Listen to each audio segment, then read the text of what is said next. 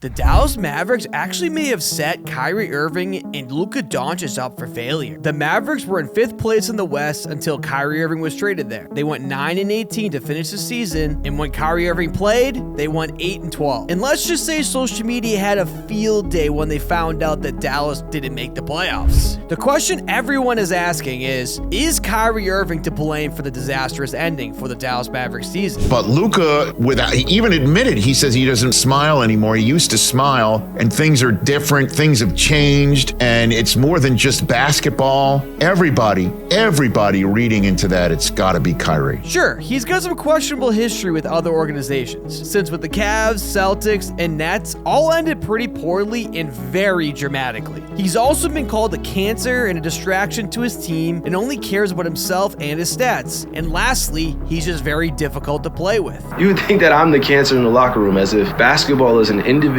sport that one person is supposed to take blame for. 15 guys on the team, and I'm the one cancer in the room. Maybe that's true, and maybe it's not. Some players have spoken very highly of him as a teammate and a friend. We'll continue to have a close relationship off the court. Our relationship always transcended basketball. One of the best teammates that I've had, despite, people want to say. But in Dallas, things may have been different regarding Kyrie Irving. When they were on the court together, Kyrie Irving and Luka Doncic proved to be one of the best offenses in the league. They scored at a rate better than the top offense in the Sacramento Kings. But obviously the issue wasn't scoring, it was the defense. A roster that could not stop anyone. Which leads me to pose the question, is Cuban in the front office at fault? And see, when you miss on a player like Jalen Brunson, who you could have probably given $50 million to and you chose not to, when the price went up, you still chose not to, and you lose him, now you reach. And that's where it becomes Mark Cuban, because he's the head of the snake. And what now you do is you give up your defensive identity in Finney Smith. You give up another good role player in Spencer Dinwiddie, along with losing Jalen Brunson. So now, what if Kyrie Irving decides in the final year of his contract that he's going to leave? The Mavs front office blew it with Kristaps Porzingis, who's balling in Washington, let Jalen Brunson go for nothing. So now we realize that they took Jalen Brunson for granted and traded their best defensive player, Dorian Finney-Smith. And they just left the roster in shambles, it seems like. Generally, when you assemble a team with holes, this is what happens. Collapse. What happens when your team continues to fall down the standings? If you're Mark Cuban and the Dallas Mavericks, well, you ask the boys to wave the white flag. Over the final week of the regular season, the Dallas Mavericks decided it was time to tank out of the play-in tournament and into the lottery to increase their odds of keeping a top 10 protected pick in this year's draft. Team decision makers across the NBA view this blatant tanking as a Hail Mary strategy to save their team, because after years of mistakes, the long-term future of Luka Doncic has never been more uncertain. Cuban wants to retain his top 10 first-round pick, which means the Mavericks would need to be at least the 10th worst team in the NBA. If the Mavs beat the Bulls, they have around an 8% chance to keep the pick. If they lose, it's around 80%. They lost and then lost again to the San Antonio Spurs. And now the Mavs have a 3% chance of obtaining the number 1 pick in the lottery. And we'll speak more on that in a minute. And they almost have a 14% chance of a top 4 selection. In March, Cuban asked Luka and Kyrie to tank. They said they wouldn't, and Luka was not happy about this. I didn't like that decision, that's it. But Jason Kidd said he followed his boss's request. These are decisions that are made from my bosses, and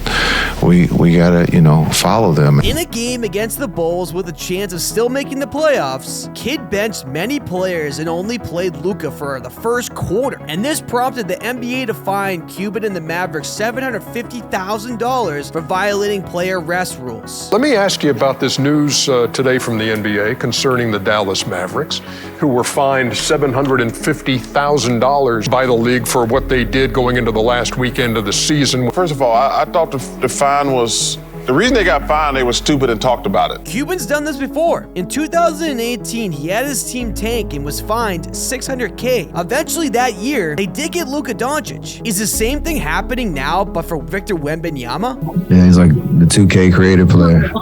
Every point guard that wants to be 7 foot, cheat code type vibes. But the way he skills, the way he can shoot the ball, the way he can move, he's extremely fast for his size, can block shot, can be a threat in the offensive aggressive, and he's unbelievable. This unicorn thing, everybody's been a unicorn over the last few years, but he's more like an alien. No one has ever seen anyone as tall as he is, but as fluid and as graceful he is on the floor. I mean, that's 7'4" or 7'5" or 7'3", whatever the case may be. His ability to put the ball on the floor, shoot step-back jumpers out of the post, step-back threes, catch and shoot threes, block shots. He's for sure a generational talent. Is paying $700K for a small chance of a high draft pick worth it? Is Kyrie Irving being targeted as a scapegoat for Cuban's gamble? All these things could be true, but what really is going on is much bigger than this. Adam Silver in the NBA lottery is the criminal here. Teams have been tanking for years, and it's ugly. So the NBA had to do something. But as long as I've been in the NBA, teams have tanked. Teams have always tanked. My problem with the whole system has been we reward losing, giving you extra ping pong balls. I've always said this, and this is, in my opinion, way to fix it. You get one ball if you're in the lottery. Whether we're talking about Philly and their process, or the Pelicans for Zion, going back to 2003 for the Cavs getting LeBron and the 97 Spurs, the NBA really does not care about tanking. Why do I say that? Well, $600K or $700K is pennies on the dollar for these organizations. It's not going to stop anyone from tanking. It really doesn't hurt anyone's bottom line. And in fact, they probably generate more media attention for the NBA, which makes them more money. Tanking has proven to be a successful way in building a winning NBA team. With all the information I just provided in this video, it really only says one thing. Mark Cuban is exposing the lottery system. And it's really not even his fault the NBA runs it this way. It's called a calculated move. If you enjoyed this video, make sure you subscribe down below because we're going to be doing a lot more of these. Talk to you guys soon.